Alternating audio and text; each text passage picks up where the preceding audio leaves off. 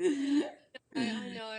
I don't know what it is, Vic. I think there's something that I need to clear around the the idea into action. There's sometimes when I actually when I have my head set on something, I want it tomorrow, and it couldn't come sooner, and I will just borrow until it's there. But then then the other extreme is that I'd have this idea, but it would take me forever to execute Mm. the action, and I don't know why the extreme.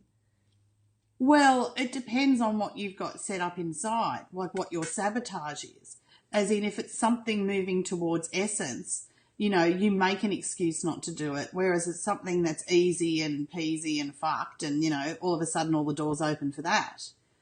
So, Yeah. you know what I mean? I just find what it was and ride the shit out of it. Okay. But why I say find what it was, what I mean is, the thing is the resistance. So say it's like, moving, and then you feel the resistance. Just ride the shit out of it. Don't care what it is.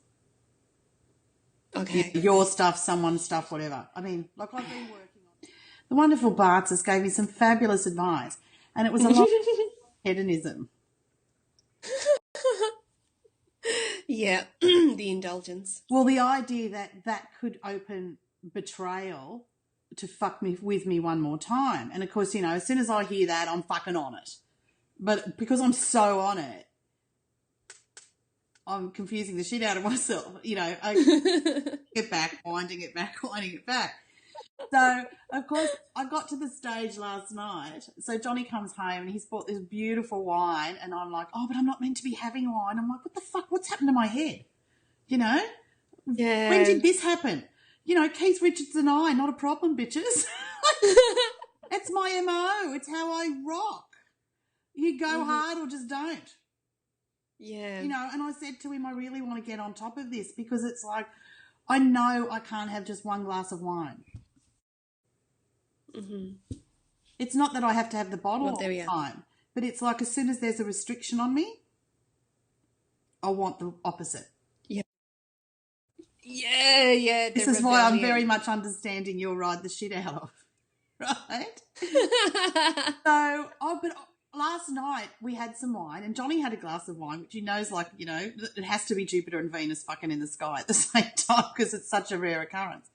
Anyway, we had such a good time. We ended up riding together, and then we had this kind of, like, I was showing him what Moo's been showing me about the new Earth, right? So it was like he had a fucking great time, and then he'd just come out of listening to those headphones, Yeah. So we had a great time, and of course, I don't know how much we drank, as in, like, not, I mean, it probably would have been a bottle between us, right? So it wasn't like, fucking Lushville.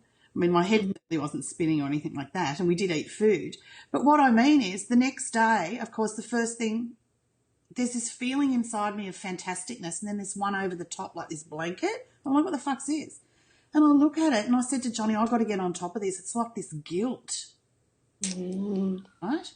I know that one. Listen to that little bit that Bratsy said, about the childhood thing and how that I can betray myself with that. Because, I'm not saying I had a terrible childhood, not at all. What I'm saying is a lot of my parents probably saw my predilection for hedonism and often tried to curb my excesses, which is what I would do as a parent. Right? Okay, now I got you at my parents saw my, and then. Well, I would say they'd have seen my propensity for hedonism. And so they would have, tried to curb me slightly. And of course, for me, any restriction, that's just going to make me push harder. So growing up, and when I say growing up, I mean when I was old enough to, buy my own things, etc., I would just buy what I wanted because I could give it to myself. Mm-hmm. I would be merry with what I wanted because I could give it to myself. There we go. And so I kind of got that parallel with the hedonism about, there's no one to rebel against anymore. You're it. Yeah. Right?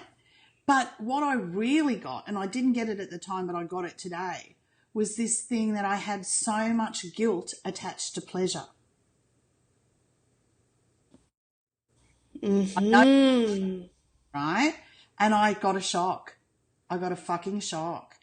And so rather than go into everything, I just sat in my experience knowing that everything was being burnt out. Do you know what I mean? And just clearing the old and fucking flushing with the new, so to speak. And this is this whole thing that I really got of unlearning everything we know. Because it's like I have a belief system inside that you set your own rules as far as the body goes. Like you could fucking drink arsenic, and if you didn't think it was poison, it wouldn't be. Right? So it's like I had this thing that my body can take anything, but at the same time I've been programmed with anything I take has a price, guilt. Right. That's a big trigger. Right, so I think I understood it. So it was like finding a balance between being myself and not being in illusion of what I can handle. Do you know what I mean? Yeah. And not just what I can handle, but what's right. Because I don't want to rebel against the far suppression, and I don't want to go so far that, you know, I've lost all form of structure. Yeah, of course. You want the I want to balance. be in that neutral place where I'm actually riding the wave of pleasure, but my body isn't detrimental for it. Or relationships or whatever. I'm not, you know, doing anything wrong, so to speak. And that was insane because I saw how much any pleasure was triggered with this thing of the guilt. Can't have it without something else going down.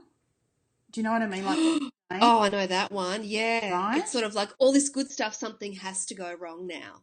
Or you've had your fill. Here, you've had a good day. That's it. No more. Yeah. You know what I mean? It's like everyone goes ebbs and flows. If it goes really good, you know it's going to be really bad. But if you know it's going to be bad for a while, something's bound to be good. Yeah.